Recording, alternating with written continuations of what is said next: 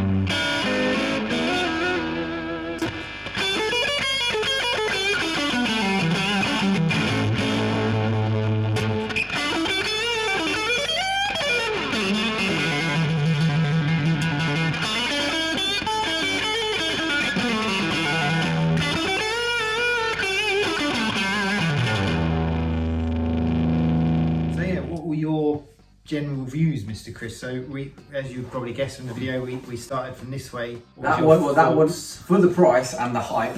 You feel like that one should be. So, oh, shit! But you can get out if you do that. I feel like that should be 10 times the tone, surely, because it's 10 times the price. But yeah, it was interesting actually playing all of these I think we both had the same favourites. We did. To be honest, we actually had the same ears. Which I will show was actually these two bad boys. So anyone who's spent a fortune on one of these, we agree it's good. I can afford it, but good on you if you have got one.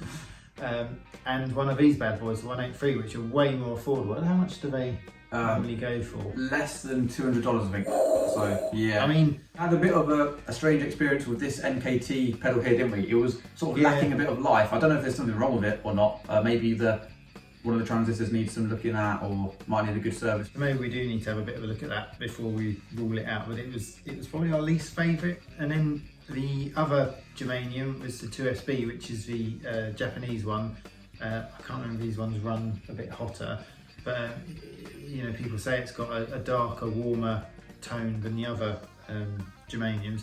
And I agree, it did. It was sometimes it's a little bit too much, a bit too dark, but yeah, for some of the stuff I liked it. It was nice. Then we got into the BC 108 and BC 183 territory. I feel like you actually really liked both of those, didn't you? Yeah, they were both nice. I liked the extra fuzzy abilities of both of those. But you know, silicon, it does have more output to it, fuzzier sounds, but sometimes it can be a bit too much, and like we were saying, you need to back off the fuzz a bit, otherwise it gets gnarly, and you know, it depends what you're after. But if you're trying to get clean up on that, it gets a bit tricky.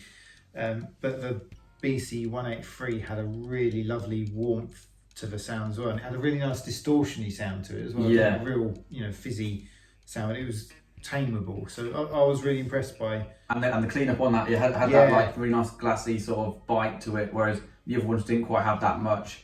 Apart from the NKT 275, people really talk about this as the holy grail for cleanup, don't they? Yeah. It's like the one to go to, and I mean, to be honest, to my ears, the BC 183 rivaled that for sure. Yeah, definitely. Yeah, I think certainly if you've not got the money or don't want to spend the money, that BC 183 was an eye-opener to me. I really liked that. I could see why people go on about those transistors and hunt down those old Dallas Arbiter fuzz faces when they can get hold of them. It was very nice. Yeah, definitely. Yeah. If you had to pick just one, what would it be? I'd certainly say, like we said before, number two. If I had the money, I'd get the 275. You know, historically, it's an awesome one. The transistors are, you know, highly sought after, and it is killer. It was really nice. But common sense brain, I'd go for the 183, and I really liked that sound. It was really nice. So yeah, definitely. It's kind of a, you know, weigh up the money and the, you know, exactly the tone that you're after. But they were choice picks. So I'd go, yeah, 183 with mine. It's funny how we both had the same opinion, isn't it? Yeah.